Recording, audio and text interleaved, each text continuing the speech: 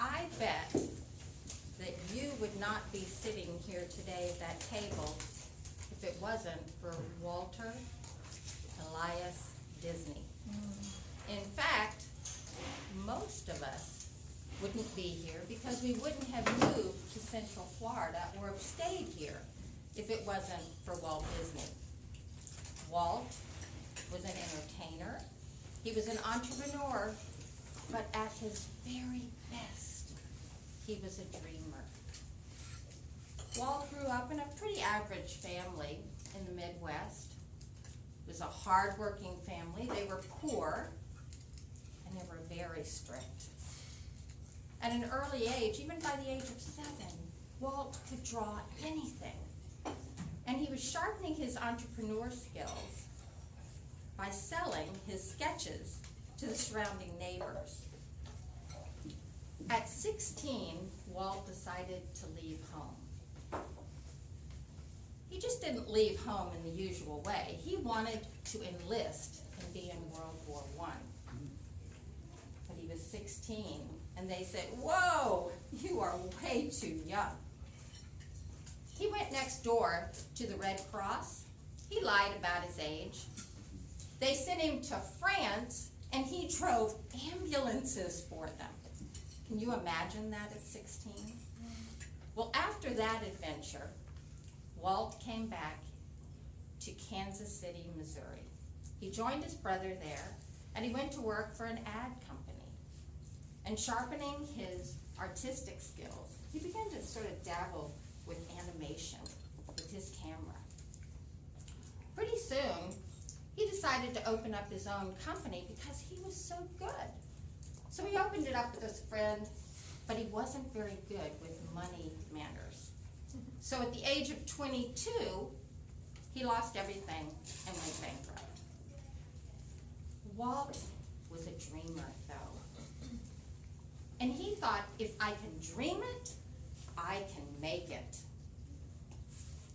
He went out to Hollywood with his brother, and he opened up another production company, this time in his uncle's garage. What's up with garages and entrepreneurs, anyway?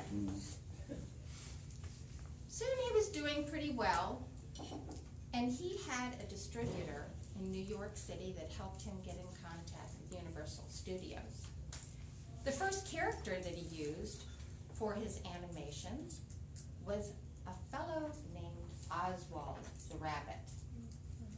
He did really well with that, but he soon found that Universal and the distributor had stolen his rights to the rabbit and hired out from under him all of his artists and animators. Again, Walt, as a dreamer, didn't give up.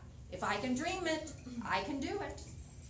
And he came up with another character, the mouse. He went over to MGM Studios and said, "Hey, how about a mouse?" And they said, "Whoa, you're gonna scare every housewife in the nation. We don't want to put a mouse on the screen." Went back to his wife, and his wife said, "I think it's a pretty good idea, but don't name him Mortimer. Name him something fun like Mickey Mouse." And of course, Mickey Mouse was born.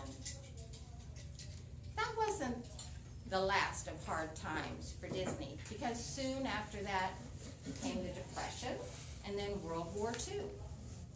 So things were pretty tough economically. But he continued with his dreams, and he made animated films such as Snow White, The Three Little Pigs, and Pinocchio. Now, Walt was a dreamer, and again, he thought, I can dream it, I can make it. He had 2 little girls, and he'd gone to a lot of amusement parks, and he thought they were dirty and didn't have anything for him to do with his daughters together. So he dreamed of a Disneyland.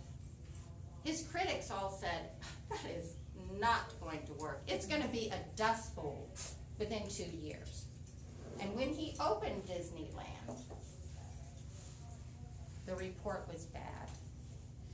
because so many people wanted to get in that so many things went wrong that day. But as a dreamer, he did not lower his dreams to meet his goal. He hired his goals to meet his dreams.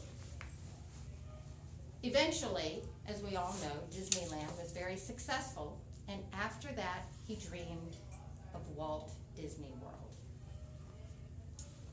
He came to Florida because there was a lot of room here to grow, and he dreamed of a Tomorrowland that he could also add to his Disney World. Unfortunately, 5 years before Disney World opened, he died of lung cancer. At that point, though, his motto that what I can dream, I can make, had transferred over to everyone else. And they picked up the banner, and of course in 1971, in the Central Florida area, Walt Disney World opened. He had passed on his legacy. Walt was an entertainer because he did hold our attention. To me, he still holds it today because he's taught each one of us in some way that we are the future. We are the future dreamers and doers.